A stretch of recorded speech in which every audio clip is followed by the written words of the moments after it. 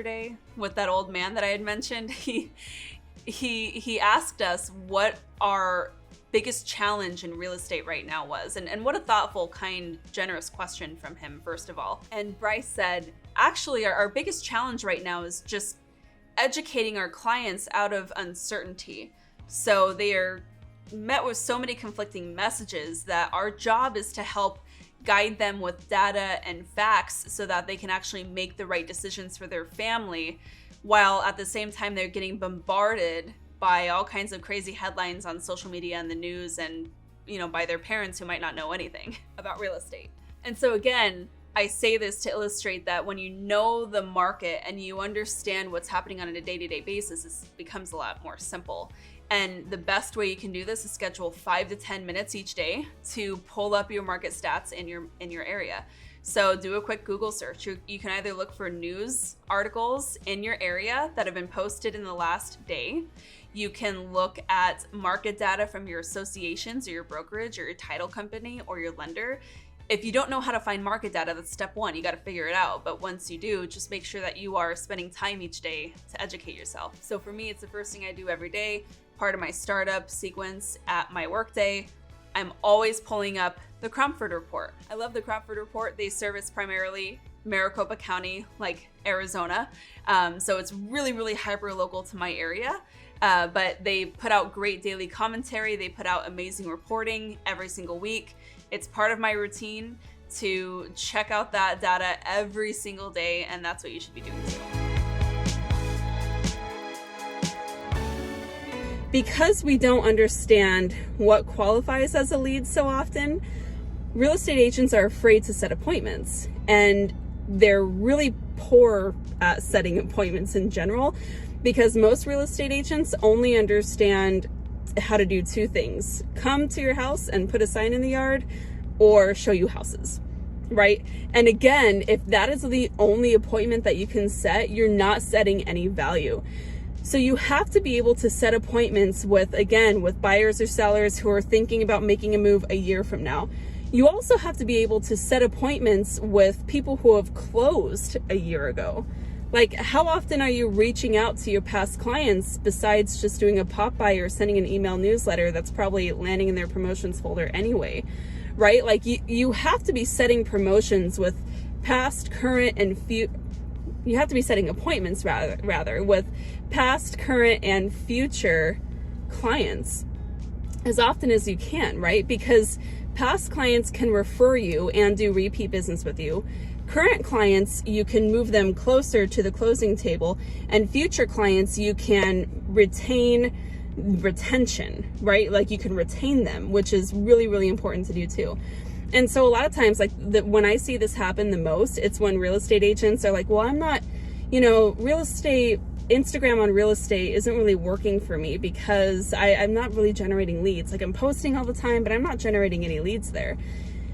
And the first question I ask is, well, are you engaging? Because who cares how much you're posting? If it's not leading to conversations, you're not really going to get anywhere. And they say, well, yeah, I'll send DMs, or I'll leave comments on people, or I'll respond to comments on my post. So I say, okay, cool. How are you creating that opportunity to set the appointment? And then they go blank. And so again, even on social media, which is the #1 lead source in my personal business here in the Phoenix area, check me out at Bryce and Stefanie if you don't follow me already. Even on Instagram, I am constantly asking for the appointment. I am setting the appointment, again, regardless of whether they're ready to go right now or if they're just thinking about it and they think they're about 12 months out. And so don't just wait for people to ask you for an appointment. They know you're busy. They are afraid to ask you for your time. They see you out there working on and sharing what you're sharing on Instagram. Don't just assume that they're going to tell you when they're ready. You have to create those opportunities and look for the value to offer. What can we expect going forward?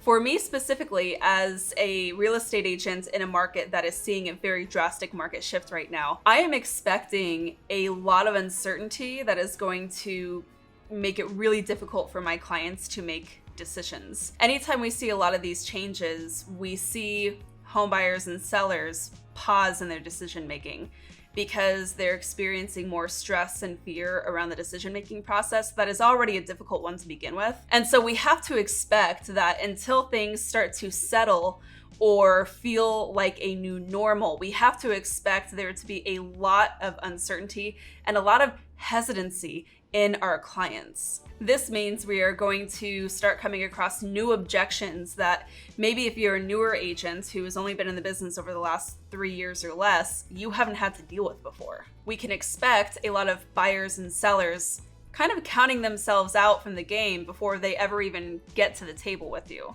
right? Just kind of looking at national news headlines and deciding that it's not their time to make a move and not even reaching out to you to start with. We can also expect our pipeline of clients to start hitting the sidelines, right? So if you've been working with some of those like sure thing buyers or sellers, they're second guessing themselves and they're not sure if they want to move forward with the plans that you may have felt like were already established. Now, all that being said, if we can understand and anticipate the challenges that we are going to be facing through the last half of the year, we can start to prepare our business and really ourselves to meet and overcome that adversity.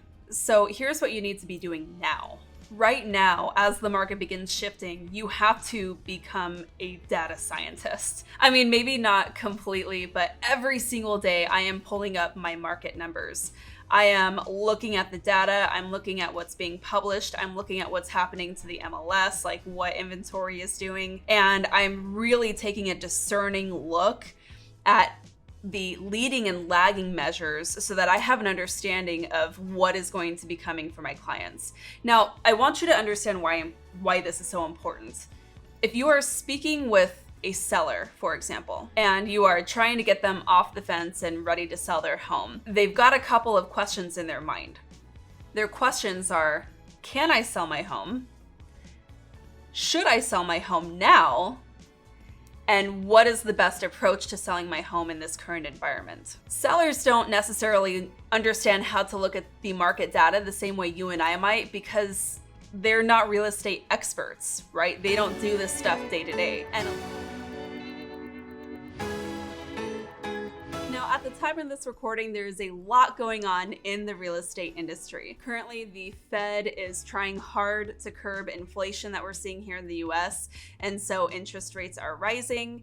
Buyers are seeing a lot of really scary headlines in the news and on social media, and they're feeling a lot of uncertainty about their prospective home purchases. And sellers are feeling like they have totally missed the boat after the end of a crazy seller's market. So all that to say, there's a lot of moving pieces here, and we have to really start thinking about how we are going to put a plan in place to meet and exceed our goals this year. And if you are an agent who is looking at 2022 thinking, this is the year I'm gonna hit 6 figures or 200K or beyond, then we need to make sure that we are doing the right activities starting right now to cause that to come into fruition by the end of the year. Here's what I want to help you avoid. Most real estate agents get to about September and realize that they are way off on their goals and they may as well just take it easy through the holidays and the end of the year and start back in January. But what that means is if you are holding off until after the holidays, you won't be getting paid until March of 2023.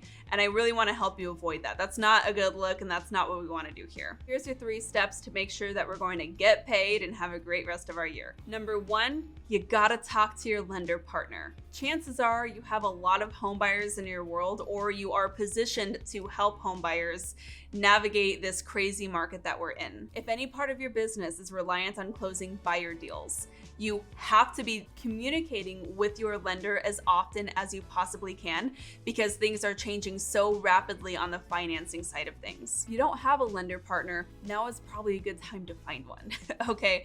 But really what I'm talking about with your lender partner at this point is schedule a weekly lunch or a bi-weekly lunch, and you both need to be discussing what you're seeing in the market.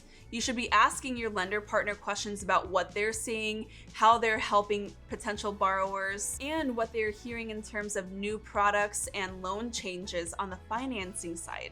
This is going to help you be better prepared to answer questions from a place of authority as you are also interacting with the public.